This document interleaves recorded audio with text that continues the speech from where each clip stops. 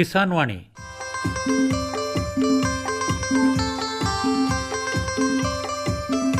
ಈ ಕಾರ್ಯಕ್ರಮದ ಪ್ರಾಯೋಜಕರು ಕೃಷಿ ಮತ್ತು ರೈತ ಕಲ್ಯಾಣ ಮಂತ್ರಾಲಯ, ಭಾರತ ಸರ್ಕಾರ. ಕೋಟಿ ವಿದ್ಯೆಗಳಲ್ಲಿ ಕೃಷಿ ವಿದ್ಯೆಯೇ ಮೇಲು, ಕೋಟಿ ವಿದ್ಯೆಗಳಲ್ಲಿ ಕೃಷಿ ವಿದ್ಯೆಯೇ ಮೇಲು, ಕೋಟಿ ವಿದ್ಯೆಗಳಲ್ಲಿ ಕೃಷಿ ವಿದ್ಯೆಯೇ ಮೇಲು, ಕೋಟಿ ವಿದ್ಯೆಗಳಲ್ಲಿ ಕೃಷಿ ವಿದ್ಯೆಯೇ ಮೇಲು.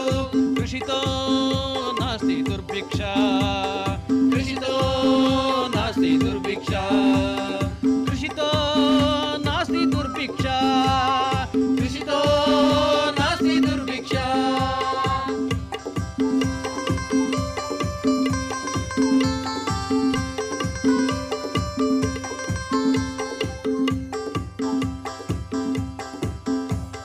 अरे अरे अरे क्या कर रहा है? इधर इधर इधर हम बोल रहे हैं तेरे बीजू का. उतला बोल रहा है? हाँ, पक्षियों से तो हम खेत को बचा लेते हैं, पर इन घातक रसायनों से कैसे बचाएं? मतलब? देख बेटा, तू जो ये अंधाधुंध रसायन मिलाता है ना, मिट्टी की सेहत बिगड़ने लगी है. और जब माटी ही कमजोर पड़ जाएगी तो उपज कैसे सेहतमंद होगी? हाँ? अरे पहले ऐसा नहीं था. पूछना अपने बड़े बुजुर्गों से, कैसे फसल लहलहाती थी, शुद्धता झलकती थी. हाँ, माटी भी तंदुरुस्त और लोग भी. अरे पहली वाली बात कहाँ? पर अब तो सब यही डाले हैं. सब नहीं, आज भी लाखों जागरूक किसान परंपरागत विधि से फसल उगा रहे हैं. खर्चा कम और उपज की कीमत भी बेहतर पा रहे हैं. सच है? रे बेटे, एक्सपीरियंस से बता रहे हैं. धूप में बाल सफेद नहीं किए हैं. हाँ. ठीक है भाई, मैं भी आज से जैविक खेती शुरू करूंगा. माटी से प्रेम की परंपरा है, परंपरागत खेती.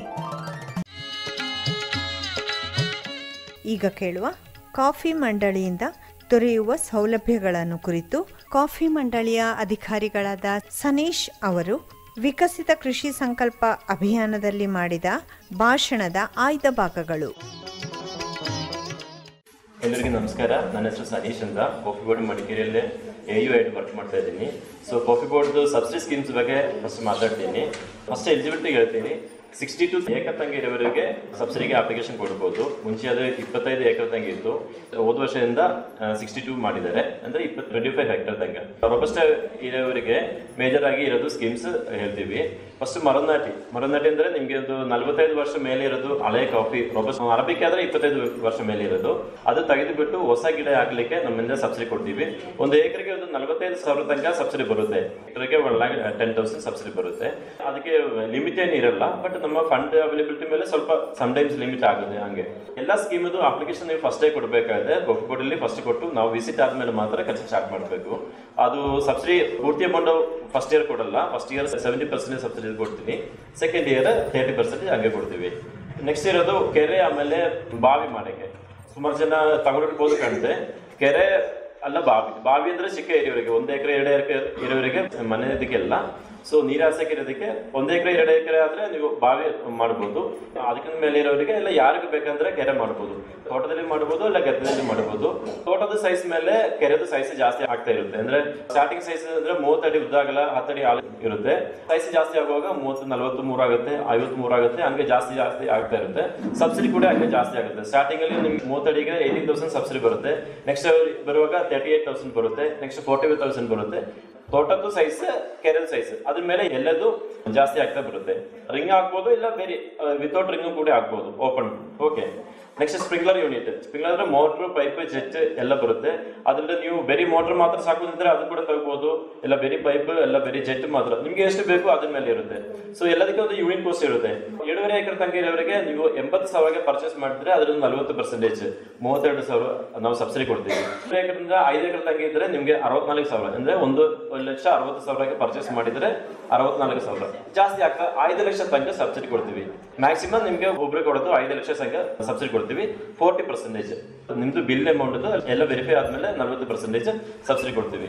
ಕೆಲವರಂದ್ರೆ ರೈರ್ ಆಗಿ ಡ್ರಿಪ್ ಇರಿಗೇಷನ್ ಮಾಡ್ತಾರೆ, ಎಲ್ಲಿ ನೀರು ಕಡಿಮೆ ಇದೆ ಅವರಿಗೆ ಡ್ರಿಪ್ ಇರಿಗೇಷನ್ ಮಾಡೋಕೆ ಕೂಡ ವ್ಯವಸ್ಥೆ ಇದೆ. ಸಬ್ಸಿಡಿ ಅಮೌಂಟ್ ಸೇಮ್, ಬಟ್ ನಿಮ್ಗೆ ರೋಬಸ್ಟಾದಲ್ಲಿ ಡ್ರಿಪ್ ಗಿಂತ ಜಾಸ್ತಿ ಇದೆ ಬೆಟರ್ ಹೇಳೋದು. ಈ ಮಡಿಕೇರಿ ಏರಿಯಾದಲ್ಲಿ ನೀರಿಗೆ ಪ್ರಾಬ್ಲಮ್ ಇಲ್ಲ, ಸೊ ಎಲ್ಲರೂ ಸ್ಪ್ರಿಂಕ್ಲರ್ಗೆ ಹೋಗ್ತಾರೆ. ಆಮೇಲೆ ಗೋಡೌನ್ ಡ್ರೈಯಿಂಗ್ ಯಾರ್ಡ್ ಮುಂಚೆ 2018 ತನಕ ಸ್ಕೀಮ್ ಇತ್ತು, ಈಗ 5 years ಇಂದ ಸ್ಕೀಮ್ ಇರಲಿಲ್ಲ. ಈ ಹೋದ ವರ್ಷದಿಂದ ಪುನಃ ಸ್ಟಾರ್ಟ್ ಮಾಡಿದ್ದಾರೆ. ಗೋಡೌನ್ಗೆ ಸಬ್ಸಿಡಿ ಸ್ಟಾರ್ಟ್ ಆಗಿದ್ದು 72,000. ಸೊ ಅಂದ್ರೆ ನಿಮ್ಗೆ 8 ಅಡಿ ಉದ್ದ ಆಗಲ್ಲ, 12 ಅಡಿ ಸೈಜ್ ಮಾಡಿದ್ರೆ 72,000 ಸಬ್ಸಿಡಿ ಬರುತ್ತೆ. ಅದಕ್ಕಿಂತ ಜಾಸ್ತಿ ನೆಕ್ಸ್ಟ್ ಅದಂದ್ರೆ 2.5 ಎಕರೆ. 2 ಎಕರೆ ಅಂದ್ರೆ 5 ಎಕರೆ ತನಕ ಇದ್ರೆ 9 ಅಡಿ ಉದ್ದ ಆಗಲ್ಲ, 12 ಅಡಿ ಹೈಟ್. ಸೊ ಅದಕ್ಕೆ 96,000 ಬರುತ್ತೆ. ನೆಕ್ಸ್ಟ್ ಕ್ಯಾಟಗರಿ ಬರುವಾಗ 1,18,000. ಸೊ ಅದು ಕೂಡ ಸಬ್ಸಿಡಿ ಜಾಸ್ತಿ ಆಗ್ತಾ ಹೋಗುತ್ತೆ. ಗೋಡೌನ್ ಸೈಜ್ ಜಾಸ್ತಿ ಮಾಡಬೇಕು, ಆಮೇಲೆ ತೋಟದ ಸೈಜ್ ಜಾಸ್ತಿ ಇರಬೇಕು. 5 ಲಕ್ಷ ತನಕ ಸಬ್ಸಿಡಿ ಬರುತ್ತೆ. ಡ್ರೈಯಿಂಗ್ ಯಾರ್ಡ್ ಕೂಡ ಸೇಮ್, ಕಣ ಇದೆಯಲ್ಲ, ಕಣ ಇಂಟರ್ಲಾಕ್ ಮಾಡಬಹುದು, ಇಲ್ಲ ಸಿಮೆಂಟ್ ಕಣ ಮಾಡಬಹುದು. ನಿಮ್ಮ ಏರಿಯಾದಲ್ಲಿ ಮಾಡಬೇಕು, ಮನೆ ಮುಂದೆ ಮಾಡಬಹುದು, ಇಲ್ಲ ನಿಮ್ಮ ಮಣ್ಣು ಕಣ ಇದೆಯಲ್ಲ ತೋಟದಲ್ಲಿ ಇದ್ರೆ ಅಲ್ಲಿ ಕೂಡ ಮಾಡಬಹುದು. ಸೊ ಅದು ಕೂಡ ಸ್ಕ್ವೇರ್ ಫೀಟ್ ಇರುತ್ತೆ. ಫಸ್ಟ್ ಕ್ಯಾಟಗರಿ ಅಂದ್ರೆ 2.5 ಎಕರೆ ತನಕ ಇರೋವರೆಗೆ 400 ಸ್ಕ್ವೇರ್ ಫೀಟ್, ಅಂದ್ರೆ 20 ಅಡಿ ಉದ್ದ ಅಗಲ ಮಾಡಿದ್ರೆ 400 ಸ್ಕ್ವೇರ್ ಫೀಟ್ ಆಗುತ್ತೆ. ಅದಕ್ಕೆ 22,000 ಬರುತ್ತೆ. ನೆಕ್ಸ್ಟ್ ಕ್ಯಾಟಗರಿ ಅಂದ್ರೆ 800 ಸ್ಕ್ವೇರ್ ಫೀಟ್ ಬರುತ್ತೆ, ಅದಕ್ಕೆ 39,000 ಸಬ್ಸಿಡಿ ಬರುತ್ತೆ. ಅದು ಹಂಗೆ ಜಾಸ್ತಿ 62 ಹಂಗೆ ಜಾಸ್ತಿ ಆಗುತ್ತೆ. ಎಲ್ಲ 5 lakh ಮ್ಯಾಕ್ಸಿಮಮ್ ಲಿಮಿಟ್ ಇರೋದು.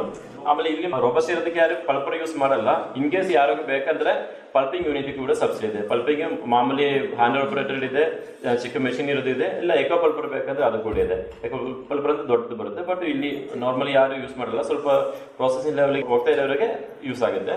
ಡ್ರೈಯರ್ ಇಲ್ಲಿದು ಈಗ ವೆದರ್ ಕಂಡೀಷನ್ಗೆ ಸುಮಾರು ಜನ ಡ್ರೈಯರ್ ಯೂಸ್ ಮಾಡ್ತಾ ಇದ್ದಾರೆ. ಈಗ ಮಡಿಕೇರಿಯಲ್ಲಿ ಕೂಡ ಸುಮಾರು ಜನ ತಗೊಂಡಿದ್ದಾರೆ ಮೆಕ್ಯಾನಿಕಲ್ ಡ್ರೈಯರ್. ಅದು ಡಿಫ್ರೆಂಟ್ ಟೈಪ್ ಇರುತ್ತೆ, ಡ್ರಮ್ ಟೈಪ್ ಇರುತ್ತೆ, ಫ್ಲಾಟ್ ಬೆಡ್ ಟೈಪ್ ಇರುತ್ತೆ.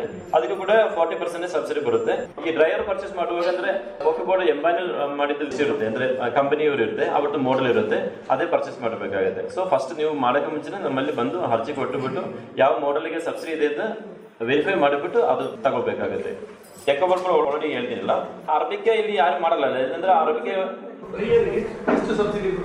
40% ಸಬ್ಸಿಡಿ ಕೊಡ್ತೀವಿ, ಅಪ್ ಟು 5 lakh. ಡ್ರೈಯರ್ಗೆ ನಿಮಗೆ ODOP ಕೂಡ ಸಬ್ಸಿಡಿ ಬರುತ್ತೆ, ಅದ್ರಲ್ಲಿ ಸ್ವಲ್ಪ ಜಾಸ್ತಿ 50% ತನಕ ಸಬ್ಸಿಡಿ ಇದೆ. ನಿಮಗೆ ಈ ಸೀಲಿಂಗ್ ಲಿಮಿಟ್ ಕೂಡ ಬರಲ್ಲ ಕಾಣುತ್ತೆ. ಸೊ ನಿಮ್ಗೆ ಯಾವ್ದು ಬೆಟರ್ ಇದೆ ನಿಮ್ಗೆ ಅದು ತಗೋಬಹುದು. ODOP ಕೂಡ ಬರುತ್ತೆ. ಆಲ್ರೆಡಿ ಈಗ ಯಾರ್ಯಾರು ತಗೊಂಡಿದ್ದಾರೆ ಅವರೆಲ್ಲ ODOP ತಗೊಂಡಿದ್ದಾರೆ. ನಮ್ಮ ಸ್ಕೀಮ್ ಹೋದ ವರ್ಷ ಬಂದಿದ್ದು. ಸೊ ಅದಕ್ಕೆ ಮುಂಚೆ ಯಾರ್ಯಾರು ತಗೊಂಡಿದ್ದಾರೆ ಅವರೆಲ್ಲ ODOP ತಗೊಂಡಿದ್ದಾರೆ. ಅಗ್ರಿಕಲ್ಚರ್ ಅವರು ಮಾಡಿಕೊಡ್ತಾರೆ. ಆಮೇಲೆ ಮೆಕ್ಯಾನೈಸೇಷನ್ ಮರ ಕಡಿಯೋದು ಮೆಷಿನ್ ಇದೆಯಲ್ಲ, ಆಮೇಲೆ sprayer, tractor, mini tractor, pruning machine, ಇದಕ್ಕೆಲ್ಲ ಸಬ್ಸಿಡಿ ಇದೆ. ಅದಕ್ಕೆಲ್ಲ 40% ಸಬ್ಸಿಡಿ ಬರೋದು. ಅದು ಮಾತ್ರ ಪರ್ಚೇಸ್ ಆದ್ಮೇಲೆ ನಮಗೆ ಬಿಲ್ ಕೊಡಬೇಕು. ಬಟ್ ಪರ್ಚೇಸ್ ಮಾಡಕ್ಕೆ ಮುಂಚೆನೆ ಅದು ಅಪ್ರೂವ್ಡ್ ಮೆಷಿನ್ ಇದೆಯಾ ಅಂತ ನೋಡ್ಬೇಕು. ಕಂಪನಿದು ಆಥರೈಸ್ಡ್ ಡೀಲರ್ ಕೈಯಿಂದ ಎಲ್ಲಿಂದ ಬೇಕಾದ್ರೆ ನೀವು ಪರ್ಚೇಸ್ ಮಾಡಬಹುದು. ಮಡಿಕೇರಿ ಅಲ್ಲ, ಕಾಫಿ ಗ್ರೋವಿಂಗ್ ರೀಜನ್ ಎಲ್ಲ ನೀವು ಮೈಸೂರಿಂದ ಅಂದ್ರೆ ಅವ್ರದ್ದೊಂದು ಆಥರೈಸ್ಡ್ ಡೀಲರ್ಶಿಪ್ ಸರ್ಟಿಫಿಕೇಟ್ ಕೊಟ್ಟರಾಗುತ್ತೆ. ಇಲ್ಲಿ ಆದ್ರೆ ನಮ್ಮಲ್ಲಿ ಲಿಸ್ಟ್ ಇರುತ್ತೆ, ಅವರು ಆಥರೈಸ್ಡ್ ಆಗಿದೆ ಅಂತ ಲಿಸ್ಟ್ ಇರುತ್ತೆ. ಸೊ ಅದು ನಮಗೆ ಇಶ್ಯೂ ಬರಲ್ಲ. ಸೊ ಪರ್ಚೇಸ್ ಮಾಡಕ್ಕೆ ಮುಂಚೆ ನಮ್ಮಲ್ಲಿ ಜಸ್ಟ್ ಒಂದು ಬಂದು ಕನ್ಫರ್ಮ್ ಮಾಡಿ ಈ ಮೆಷಿನ್ ಅಪ್ರೂವ್ ಆಗಿದೆ. ಕಾಡು ಕಡಿಯೋದು, ಮರ ಕಡಿಯೋದು, ಬೈ ಮೆಷಿನ್, ಆಮೇಲೆ ಮಿನಿ ಟ್ರಾಕ್ಟರ್ ಎಲ್ಲ ಏರಿಯಾ ಮೇಲೆ ಇರುತ್ತೆ, ಒಂದು 10 acre ಮೇಲೆ ಇರುತ್ತೆ. ಕಾಡು ಕಡಿಯೋದೆಲ್ಲ ಜಸ್ಟ್ 1 acre ಮೇಲೆ ಇದ್ರೆ ಸಾಕಾಗುತ್ತೆ. ಆಮೇಲೆ ರೋಸ್ಟಿಂಗ್ ಗ್ರೈಂಡಿಂಗ್ ಮೆಷಿನ್ ಈ ಕೆಲವರೆಲ್ಲ ಗ್ರೂಪ್ ಆಗಿ ಮಾಡ್ತಾರಲ್ಲ, ರೋಸ್ಟಿಂಗ್ ಗ್ರೈಂಡಿಂಗ್ ಎಲ್ಲ ಮಾಡ್ತಾರಲ್ಲ, ಅಂದ್ರೆ ನಿಮಗೆ ಒಂದು ಹೊಸ ಯೂನಿಟ್ ಮಾಡಕ್ಕೆ ಸ್ಟಾರ್ಟ್ ಮಾಡಕ್ಕಿದ್ರೆ ಅದಕ್ಕೆ ಕೂಡ ಸಬ್ಸಿಡಿ ಕೊಡ್ತೀವಿ. ಓಕೆ, ಅದೆಲ್ಲ ಸ್ವಲ್ಪ ಲಿಮಿಟ್ ಇದ್ರೆ ಅಂದ್ರೆ ಒಂದೆರಡಲ್ಲಿ ಯೂನಿಟ್ ಎಲ್ಲ ಆಗೋದಿಲ್ಲ. ಮಡಿಕೇರಿ ಆಫೀಸ್ನ ಡೈರೆಕ್ಟ್ ಎಲ್ಲ ಬರೋದು, ನಮ್ಮ ಹೆಡ್ ಆಫೀಸ್ ಬರುತ್ತೆ. ನಿಮಗೆ ಯಾರಿಗೂ ಮಾಡ್ಲಿಕ್ಕಿದ್ರೆ ನೀವು ನಮಗೆ ಕಾಂಟ್ಯಾಕ್ಟ್ ಮಾಡಿದ್ರೆ ಆಯ್ತು, ನಾವು ಏನೇನು ಡಾಕ್ಯುಮೆಂಟ್ಸ್ ಬೇಕು ಅಂದ್ರೆ ಹೆಲ್ಪ್ ಮಾಡ್ತೀವಿ. ಆಮೇಲೆ ಆರ್ಗಾನಿಕ್ ಸರ್ಟಿಫಿಕೇಶನ್ಗೆ ಅದಕ್ಕೂ ಕೂಡ ಇದೆ. ಅದಕ್ಕೆ 70% ತನಕ ಸಬ್ಸಿಡಿ ಬರುತ್ತೆ. ಇದು ನಿಮ್ಗೆ ಎಷ್ಟು ಕಾಸ್ಟ್ ಆಗಿದೆ ಅದರಲ್ಲಿ 70% ತನಕ ಸಬ್ಸಿಡಿ ಬರುತ್ತೆ.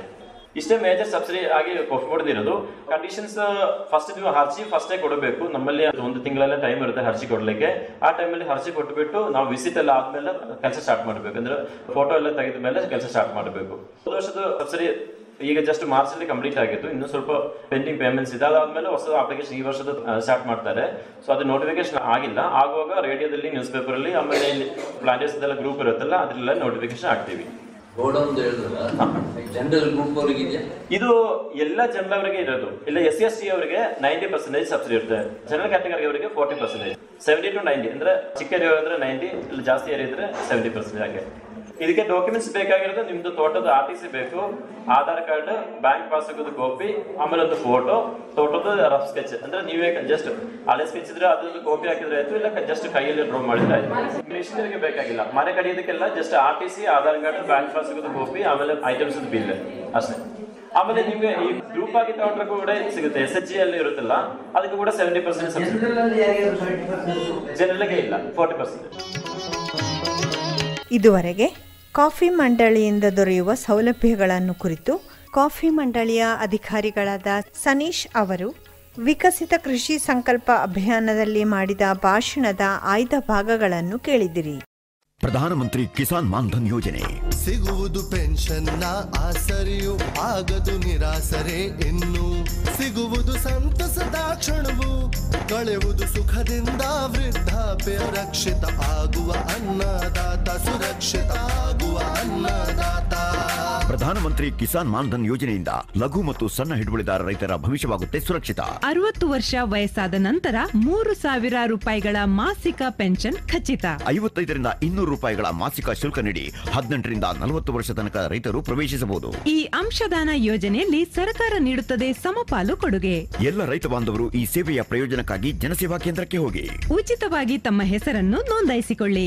ಪ್ರಧಾನಮಂತ್ರಿ ಕಿಸಾನ್ ಮಾನ್ಧನ್ ಯೋಜನೆ ಅನ್ನದಾತರ ಪರಿಶ್ರಮಕ್ಕಾಗಿ ಈಗ ಪೆನ್ಷನ್ನಿಂದ ಅವರ ಮನೆ ಸುರಕ್ಷಿತ. ಕೃಷಿ ಮತ್ತು ರೈತ ಕಲ್ಯಾಣ ಖಾತೆ ಭಾರತ ಸರ್ಕಾರದ ವತಿಯಿಂದ ಜನಹಿತಕ್ಕಾಗಿ ಜಾರಿ. ಇದುವರೆಗೆ ಕಿಸಾನ್ ವಾಣಿ ಕೇಳಿದಿರಿ.